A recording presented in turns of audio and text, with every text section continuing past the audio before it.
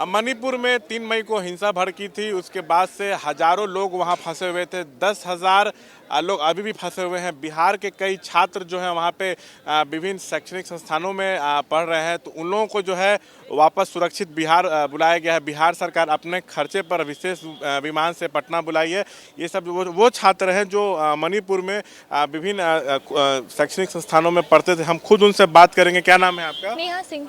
आप मणिपुर में पढ़ाई कर रही हाँ, थी? किस स्कूल में? CAU में, सेंट्रल एग्रीकल्चर यूनिवर्सिटी। अच्छा, हिंसा भड़की उसके बाद से क्या हालात है, क्या कुछ हो रहा था? उसके बाद से जैसे था ना, हमारा हॉस्टल कैंपस तो सेफ था, बट उसके आसपास में गोली वगैरह चल रहे थे, तो रात भर फायरिंग की आवाज़ आती थी, बॉम्ब्स होते थे, तो उससे बहुत ज़्यादा डर बन गया था पूरे हॉस्टल में, सबके बीच में। लाइक कुछ होता ही रहता था। बट फिर 2-3 दिन के बाद थोड़ा थोड़ा नॉर्मल कंडीशन होने लगा, बट श्योर नहीं था कि अभी ऐसा नॉर्मल रहेगा या नहीं रहेगा। और सारे बच्चे भी चले गए थे, लाइक सारी गवर्नमेंट अपने बच्चों को लेकर चली गई थी, हम ही बचे थे बस। तो फिर हमने बोला, तो हमें फिर ले आया गया। अच्छा, कब आप गई थी वहाँ पढ़ाई करने के लिए? जनवरी में गए थे, लास्ट जनवरी। लास्ट जनवरी।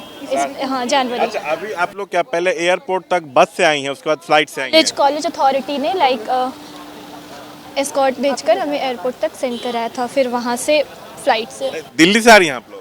नहीं, मणिपुर से? इम्फाल से पटना। इम्फाल से पटना, जो विशेष फ्लाइट से? उससे। अच्छा, बिहार सरकार बुलाई है आप लोगों को, क्या लेट हो गया कि समय रहते बुला लिया गया? थोड़ा लेट तो था एक्चुअली, बट एट लास्ट पहुंच ही गए, क्या ही कह सकते हैं, अब थोड़ा लेट तो था। अच्छा, वहाँ हालात कैसे थे, थोड़ा ये बताइए, क्योंकि अभी भी करीब 10,000 लोग फंसे हुए हैं, 20,000 लोगों को निकाला गया, तो क्या हालात है? अभी तो बहुत नॉर्मल है ना, पहले जैसा था उस तरीके का तो अब नहीं है, बहुत नॉर्मल है। बट सिचुएशन पूरी तरीके से नॉर्मल होने में थोड़ी टाइम तो लगेगी। बहुत लोग हैं जो आना चाह रहे हैं, बहुत लोग नहीं भी आना चाह रहे हैं। और क्या कुछ देखने को मिला वहाँ पे? कुछ नहीं, हम लोग तो कैंपस के अंदर थे, तो हमें तो बाहर का ज़्यादा पता नहीं है। बट जब हम सुन रहे थे वो गोली बंदूक की आवाज़ें सुनाई दे रही थी, बम ब्लास्ट वगैरह हो रहे थे, देन आसपास की जंगलें भी जलाई जा रही थी, तो ये सब हम देख रहे थे बाहर से। थोड़ा डर बहुत लग रहा था। क्या नाम है आपका? तनु। आप वहाँ पे क्या पढ़ाई कर रही थी? BSc एग्री कर रही हूँ। किस ईयर में थी? फर्स्ट ईयर में थी जी। अच्छा, 3 तारीख को हिंसा भड़की थी, उसके बाद से स्थिति बेहद वहाँ खराब है, उसको कंट्रोल करने की कोशिश की जा रही है।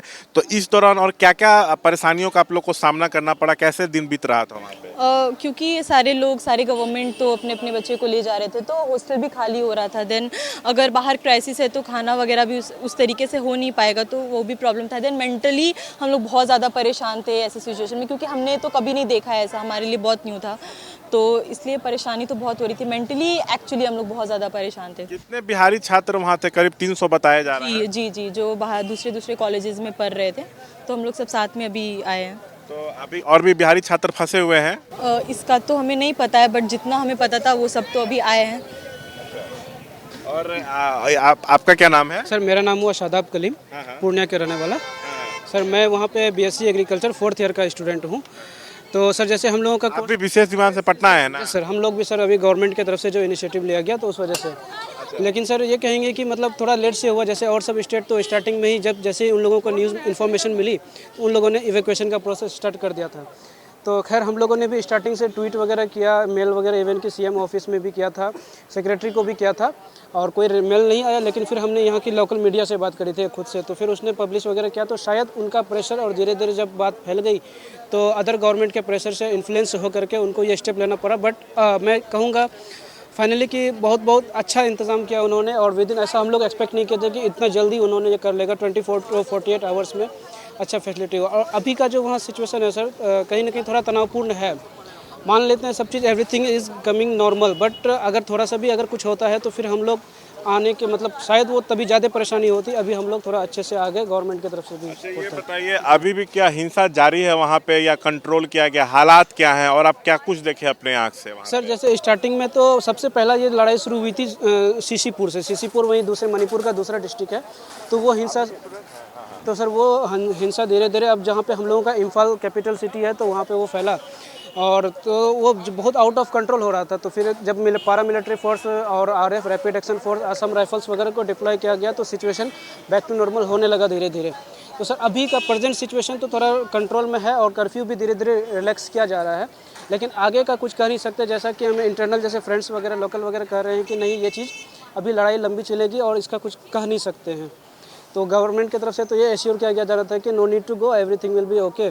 बट थोड़ा कहीं ना कहीं सर सब स्टेट्स इवैक्यूएट हो चुके थे, सारे स्टेट्स के बच्चे, तो हम लोग ही सिर्फ बचे थे। अच्छा ये बताइए कब आप वहाँ पढ़ने गए थे? सर मुझे हो गया लगभग 3 साल हो गया, मतलब 2019 से मैं वहाँ हूँ। 3 तारीख को हिंसा भड़की थी, तो उसके बाद से खाना पीना रोज मिल पा रहा था? हर समय तो डरे रहते होंगे, माहौल तो बहुत अजीब था वहाँ पे। सर डर तो वो सर भय होगा ही, क्योंकि इंसान है और हम लोग एक बाहर दूसरे राज्य के, वहाँ के लोकल है नहीं, और हम लोगों को स्टार्टिंग में तो एक्चुअल रीज़न भी पता नहीं था ये रीज़न है क्या। यही बात जहाँ तक खाने की, सर वो जो मेस में सर जो स्टॉक किया हुआ था, सर जो पहले से जो स्टॉक था वो चल रहा था मेस में एज़ नॉर्मल, लेकिन कहीं ना कहीं एक ये था कि फिर कर्फ्यू और बहुत शूट साइड का भी ऑर्डर था, तो उस सिचुएशन में अगर कुछ शॉर्ट करता था, कई दिन हम लोगों को बिना मसाले का भी खाना पड़ा, जो भी अवेलेबल था उसी पे से उसने अरेंज किया। बट क्या आपको लगता है कि बिहार में शिक्षा व्यवस्था अच्छी रहती तो वहाँ पढ़ने नहीं जाना पड़ता?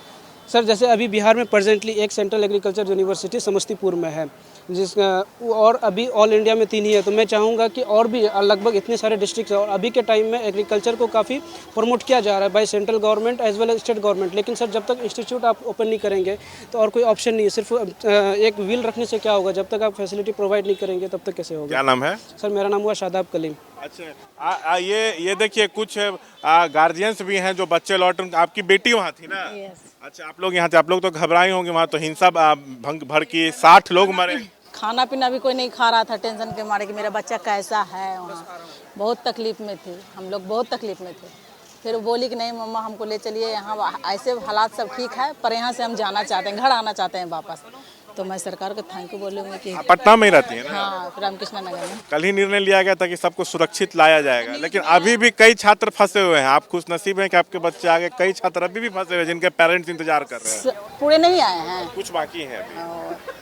तो मेरा बच्चा आ गया। सरकार से बहुत बहुत बहुत धन्यवाद सरकार का। फोन पे बात हो रही थी कि क्या हालात है वहाँ पे, मतलब 3 तारीख से लोग किस परिस्थिति में थे, तो खुद हमें बता रहे हैं। हुआ था ना, ढंग से बात भी नहीं हो, नेटवर्क नहीं था, इसलिए ढंग से बात नहीं हो पा रहा था, पूरी तरह से बात पता नहीं चल रहा था कि हाँ वहाँ हो क्या रहा है, इसलिए तो हाँ तो उनको थैंक यू बोलूँगा।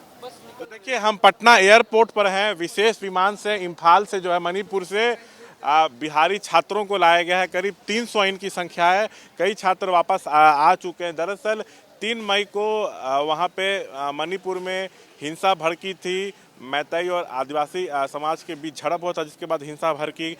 खबरें आ रही कि करीब 60 निर्दोष लोगों की इसमें मौत हो गई है। 1700 से ज़्यादा घरों को जो है उपद्रवियों ने आग के हवाले कर दिया है। 250 से ज़्यादा लोग जो हैं वो घायल हैं। 30,000 लोग फंसे हुए थे, तो 20,000 लोगों को सुरक्षित निकाल लिया गया है। 10,000 लोग जो है अब भी फंसे हुए हैं, जो पीड़ित हैं उनके परिजनों को जो है मुआवजा दिया जा रहा है। कर्फ्यू है कई जगह, लेकिन कई जगह कर्फ्यू में ढील दी गई ताकि लोग ज़रूरी खरीदारी जो है वो कर सके। करीब 300 बिहारी छात्र वहाँ फंसे हुए थे, जिनमें से कई को जो है विशेष विमान से बिहार सरकार जो है अपने खर्चे पे जो है पटना जो है वो ले आई है। तो जो छात्र थे हम उनसे बात कर रहे थे, और उनके जो परिजन हैं उन्होंने भी हमसे बातचीत की। वो इंतज़ार कर रहे थे कि उनके बच्चे सुरक्षित आ जाएं। जो बच्चे वहाँ पढ़ रहे हैं बिहार को, उन्होंने बताया कि क्या हालात वहाँ पर थे। कैमरा पर्सन शैलेश के साथ शशांक कुमार, ABP न्यूज़ पटना।